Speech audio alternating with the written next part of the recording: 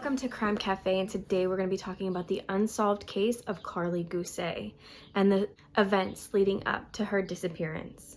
Now, there are a few theories surrounding this case, so I'm going to dive into those as well.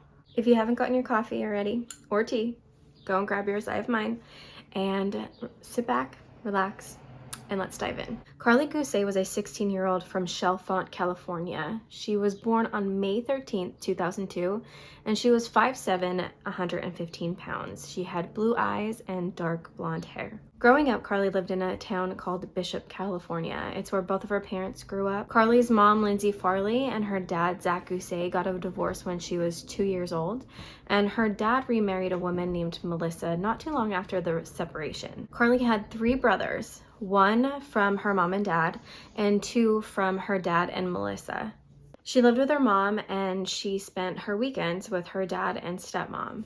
Although Karlie's mother had full custody of her, when her mom made the choice to move to Nevada, she gave Karlie, who was 10 at the time, the choice to either move with her to Nevada or stay with her dad in California. And she chose to stay with her dad and stepmom because she really didn't want to move away from everything that she's known her whole life, and she didn't want to leave her friends or her school. She had a really good upbringing, and she got along with all 3 of her parents. And she spoke to her mom every single day, even though she lived so far away.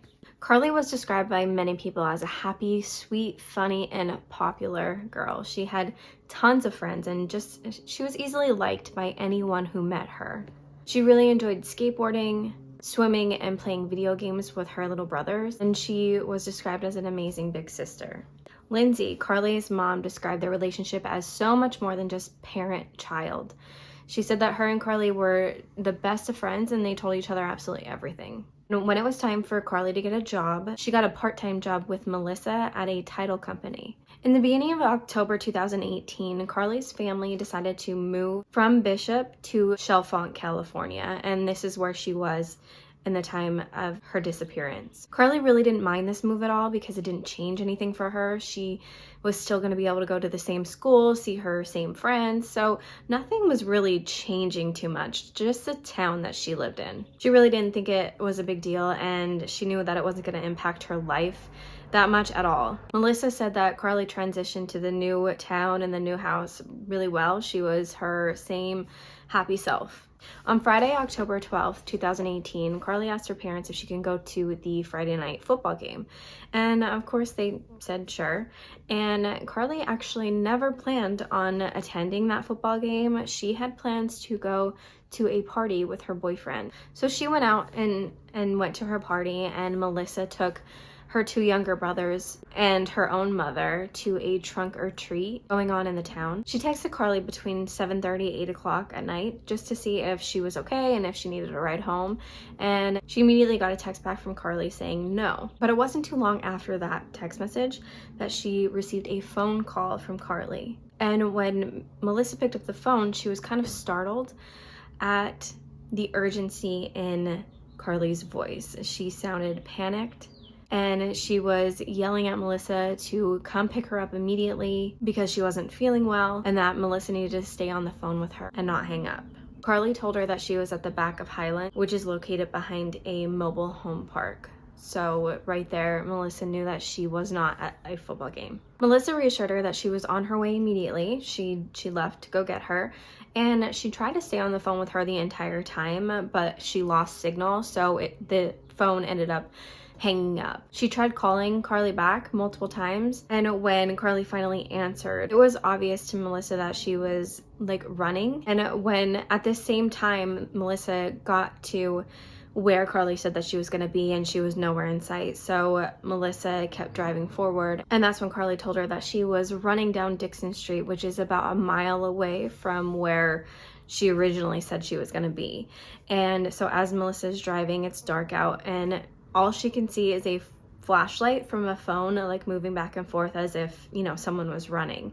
And it was Karlie who ran into the car. She opened the door, ran into the car, and Melissa described her as being extremely frantic and agitated. Melissa, of course, wanted to know what was going on. So she asked Karlie what happened, and Karlie told her that she never went to a football game and she had plans to go to this party the whole time and that she smoked weed. She started to repeatedly say how sorry she was and pretty much begged Melissa to forgive her. On the ride home, Karlie kept having to move to different seats in the car. She just kept switching seats and was really acting like she was nervous. And Melissa started to wonder what was going on at this time because she knew that Karlie smoked weed before.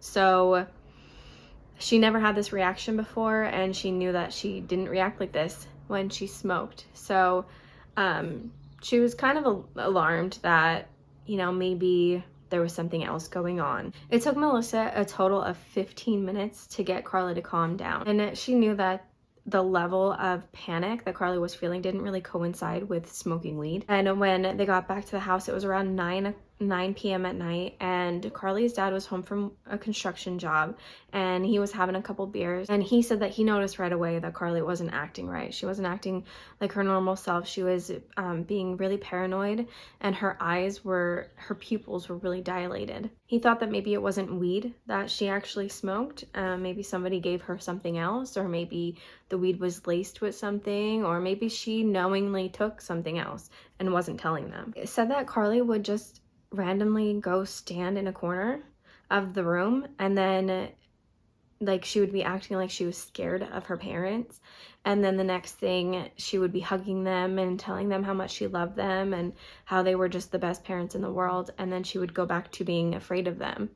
So after this went on for a little while, Melissa decided that she wanted to record Karlie. So she got her phone out and she put the recording on, and she stuck the phone in her pocket. So she was just getting the audio recording of everything that was going on. And her intention was to show her the recording and let her listen to herself the next day, because she wasn't making any sense. She was, you know, just not acting right at all on whatever drug that she took. And Melissa wanted to show her that, you know, this is what happens to you when you do drugs, and was hoping that it would deter her from doing drugs again. So that was her intention of the recording. To this day, the recording has only been heard by her 3 parents, the police, and Dr. Phil, because they went on the Dr. Phil show, and they ended up letting him listen to it as well. But it has not been released to the public for any of us to listen to. But apparently in the recording, you can hear Karlie repeatedly saying that she was really scared, and Melissa kept trying to get her to calm down. Melissa wanted her to eat something, so she made her a salad and had a power bar, which is I find that to be a really weird food. I mean, maybe that's something that she ate normally and Melissa just thought that she would eat that, but it's not usually what people want to grab when they're feeling that way. They want more of a comfort type food. So I find that weird to want to give someone a salad when they're feeling like that. But Karlie wouldn't eat it. She was saying that she didn't want it, that it's the devil's lettuce. Melissa was telling her, you know, maybe you just need to go to bed. Maybe you just need to sleep this off. And Karlie wouldn't. She was terrified to go to bed. And when Melissa was asking her, why are you so afraid to go to bed? Karlie said, because you're going to kill me. And Melissa said, what are you talking about? And Karlie said, I don't know. I'm just having demonic thoughts. She's also heard calling out for her mom a couple times. And Melissa said, you know, I'm not your mom, silly. I'm Melissa. And Karlie said, I'm sorry. I'm really scared. She asked Melissa to call 911, and Melissa told her, you know, there was no need to call 911, you're fine. And Karlie asked, well, you know, if something were to happen to me, if I'm dying, will you call 911? And Melissa said, of course. After they finally got Karlie to eat something a little bit and they got her to calm down, they wanted to get her into bed. This is where the story changes a little bit. Melissa first stated in an interview to Dateline NBC that she tucked Karlie into bed and then she went into her room and she went to sleep. She woke up at 5:45 in the morning and she went to check on her other kids and then went and checked on Karlie, and they were all fine, so she went back to bed. And then it was around 7:30 that she got up again and she went into Karlie's room to see, how she was doing, and she was gone. Melissa later stated that Karlie actually asked her if she would sleep in her room with her because she was scared and she just really wanted to sleep with her. And Melissa said, of course, they can put a movie on. And Melissa said that that's what they did. They went and laid in Karlie's bed. She put a movie on and she fell asleep. She woke up around 5:45, looked over to where Karlie was laying and saw her laying with her eyes open. So still awake. Melissa went back to sleep herself, and then she woke up at 7:30 in the morning and Karlie was not there on her side of the bed anymore. When Melissa was asked about these inconsistencies, she stated that she didn't really know what to say in the beginning and that she just completely regretted doing the NBC interview altogether. So Melissa got out of bed and she searched the entire house, and she noticed that the front door was open a little bit. And that's when she ran in to wake her husband, and she was saying that Karlie's gone, she's not here, I don't know where she went, she's not anywhere. So initially, they thought that, okay, it's not out of the ordinary for Karlie to wake up in the morning and go for a walk. So it wasn't, right away, they weren't panicked. They were concerned about her state of mind because of her condition the night before. But it was when they saw that she didn't take her cell phone that they got pretty worried, because Karlie didn't go anywhere without her cell phone. So that's when they got in their individual cars. Melissa got into her car, Zach got into his truck, and they searched the town around their house. They went up and down the blocks and searched for her everywhere that they thought that she would be around the surrounding area, and they did not find her at all. So when they got back to the house, Zach decided to call Karlie's mother, Lindsay, and when Lindsay answered the phone, this was around 9 o'clock in the morning, and when Lindsay answered the phone, Zach said, Karlie's gone. In interviews, Lindsay has said that really stuck out to her, because the way that he said Karlie's gone made her think that she had died. She, got up and said, what happened? What happened? And that's when Zach said, we can't find her, and told her about the night before and how she was, and that this morning she's missing. She's nowhere to be found. But that always stuck with Lindsay, because she didn't like how he worded that, and she didn't like the tone in which he said it either. While Lindsay immediately got into her car and started to make the 9-hour trip to Chalfont, California, Zach and Melissa called the police and reported Karlie missing. The police initially thought that this was just a runaway.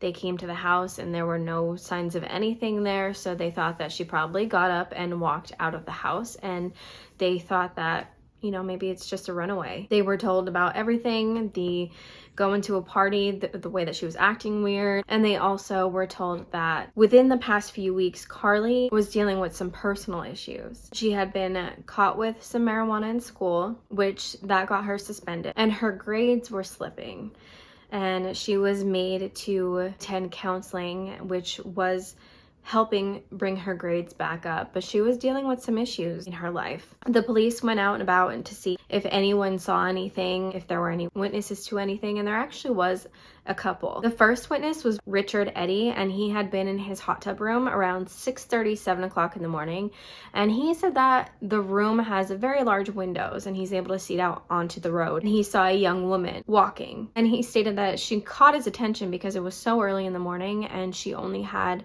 a white t-shirt, gray pants, and sneakers on, and she was carrying around a piece of paper, kind of waving it in the air, and he knew that it was pretty chilly outside for it being so early in the morning and October, that it was strange to him that she would just be out for a walk with no jacket on because it was pretty cold. She had clothes on, but it was kind of chilly, and I thought, that's kind of weird that she would be there, and she was waving a piece of paper, like a 12 by 12 piece of paper. She was just waving it in the air and walked by. Now, another witness said that he saw her near Highway 6, which was pretty close to their house, and it has heavy traffic, which of course alarmed her parents and the police because anyone could have stopped. And they also thought that maybe she wandered off maybe she was still not in the greatest state of mind, and it was all kind of desert around their house, so maybe she just wandered a little bit too far and got herself lost. The police pulled out all the stops. They got helicopters, sniffer dogs, all-terrain vehicles, and multiple search parties out looking for her just within a few hours. They were doing everything that they could to find her. When the police first spoke with Melissa, she told the police that she was wearing a t-shirt and blue skinny jeans last time that she saw her. However, the witness that saw her said that she was wearing a white t-shirt and gray sweatpants with sneakers. And when Melissa was asked about this, she said that she didn't really know what she was wearing.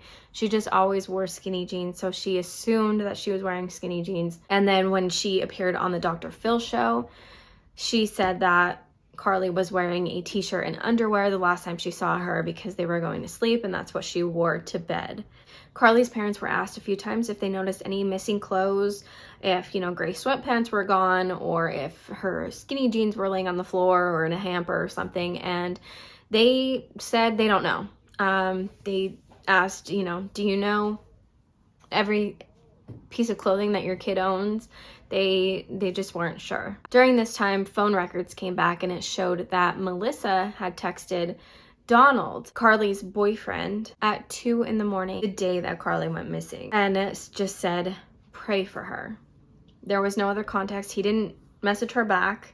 There was nothing else said about that text message. So Donald showed up that morning. He told the police that he saw Karlie's phone near her nightstand, but Melissa told the police that her phone was on the kitchen counter all night long. It didn't move. So there's quite a few inconsistencies going on with this case. And Melissa was asked about Karlie's behavior the night before. She was very vague about it. She didn't go into much detail about the way that Karlie was acting. She was just saying that she was paranoid and acting strange, but that could mean a lot of things, but she didn't really go into much detail about that. Right from the beginning of Karlie's disappearance, Lindsay and Melissa took two completely different directions on how they were going to handle the entire situation. Melissa immediately took to social media. My name is Melissa Guse. If you're going to watch this video, please do not have the kids around. Karlie Lane Guse is missing still. She's been missing since... Breathe. She's been missing since 6:30 a.m. The last time that I spoke to her was 5:30. She didn't take her cell phone. We're coming up on 10 hours, and I'm putting this out there because it's going on 10 hours that she's been missing. And I want to put this on blast because I don't think she's out in the desert. I think that she could have been abducted or taken because we do live on the highway and it happens, and I'm being real. And I just want to let everybody know, I want to put this on blast because I don't know what to do to consider her a missing person. You can't do an Amber Alert because she didn't leave in a car, and I don't have a physical description of a vehicle. She's 5'7", about 115 pounds. She has blue eyes and the cutest little nose and a great smile, and her hair goes all the way down past her, like to her belly, let's say, mid-waist. And this was last year's picture. Shows you she's a little bit different, but not much. She's still like adorably cute. She doesn't wear makeup and everything. She left in her jeans and a t-shirt. So I'm putting it out there, and just go for it. Everybody help me out here. I love you all. Everybody please watch, share, your friends share, my friends share, everybody just share the shit out of it. All right? And in doing this, a lot of people ended up being very critical of her, especially after they heard of the discrepancies in her stories. They really got on her about that. people accused her of just really wanting attention, and Melissa tried to make it clear that she just wanted to draw attention to Karlie's case. She just wanted her found. Although Melissa never became a suspect to the police, it seemed like she did become a suspect to the public. Lindsay, however, was more quiet and reserved about her daughter's case. Zach and Melissa actually got extremely upset with her because she didn't help physically go out and look for her. She stayed back at the house, and people cope with things differently. She felt that she needed to be there. She said that she couldn't participate because she was in complete shock. And she really actually felt like something was off with Zach and Melissa, and she was trying to get the police to focus in on the house and check the house better, and check that area instead of being so far away and out in the neighborhood. And Melissa was saying just about 10 hours later that maybe she was abducted. So she was pushing the case, towards that angle, the abduction angle, and Lindsay was saying she thinks maybe it was an in-home situation. Lindsay thought it was really strange that Melissa decided to record their daughter having these panic attacks and her in this situation. And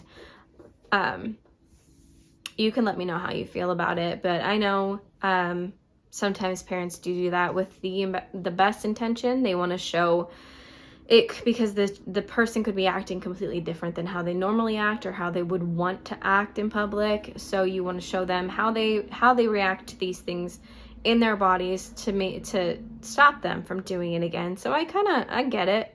I get why she wanted to record that. Lindsay didn't like that. Lindsay also says that in the recording, she did not hear the entire thing. She heard a part of it. She said that her daughter was calling out for her. She was asking Melissa to call 911, and Melissa was ignoring her. And so in her eyes, she could just hear her baby being terrified and scared of something, and her getting ignored. So she really felt like Zach and Melissa knew more than what they were letting on. Lindsay has her own theory of what she thinks happened that night. She thinks that Karlie took something and she knew that it wasn't going well in her body. She knew that something was happening and she needed help. And she was begging for help and asking them to call 911, that she knew something was wrong, and that Zach and Melissa ignored her, not in a ill-intentioned way, just they thought that she was fine. And because they ignored her, she thinks that Melissa and Karlie fell asleep together, and when Melissa woke up at 5:45 in the morning and she said she looked and saw Karlie laying there with her eyes open, she thinks that was when they found Karlie overdosed, and that they got scared because they knew that they were negligent and that they should have done something, and they hid her body. And she doesn't say this lightly. She doesn't want to accuse anyone of anything, but that's what she truly, truly feels happened. Now, on the Dr. Phil show, there was back and forth about what was on this audio recording. And he said that he asked to hear the audio recording and he was denied that.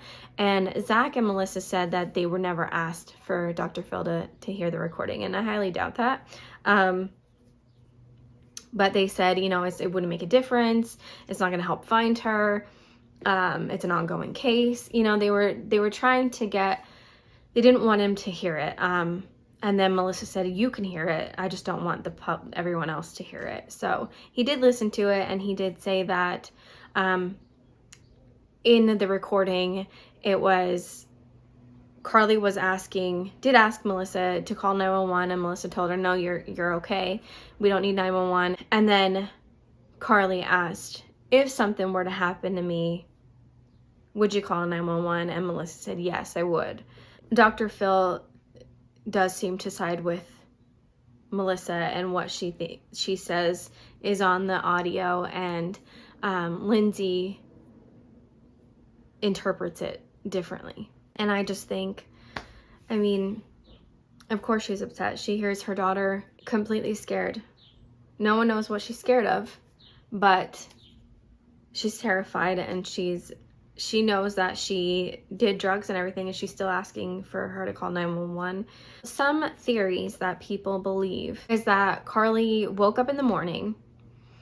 Everything that happened that night is completely true, what Melissa and Zach say. And they believe that Karlie woke up in the morning and she did, still in that delusional state, she walked out of the house and she walked towards the highway because she was seen walking that way by the man in the hot tub, and then seen walking on the highway.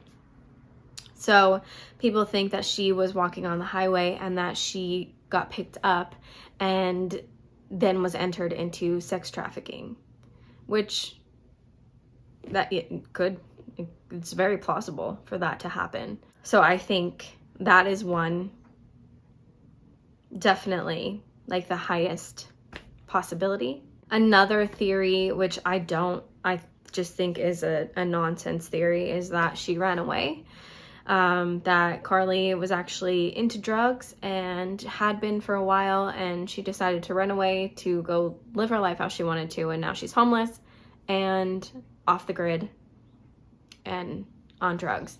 I don't believe that one in the slightest. Another theory is that she woke up and she went for her walk, and instead of being picked up for sex trafficking, she was picked up by some random person, and she's either, kept captive, which has happened to people, or, she was murdered and her body was put somewhere. So that is another theory. And then the last theory is that Melissa and Zach had something to do with it, because Melissa, with her inconsistencies, I don't know why she would lie about first going and sleeping in her own room and then saying that she slept in Karlie's room. I don't understand what that lie was about or why. That's weird. And then she did also say that she was wearing something that she didn't see her wear that stuff. So she did say that as well. I don't know personally, I don't really know if I believe the overdose theory in that Melissa woke up next to Karlie and she was overdosed and dead, and they panicked because they were negligent because she was asking for help, and they completely ignored that she was messed up when they picked her up, and thought maybe they could get in trouble for being negligent in her death.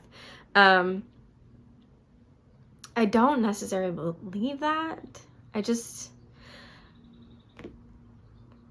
There's a chance. I mean, people do things all the time. There's a chance that could have happened.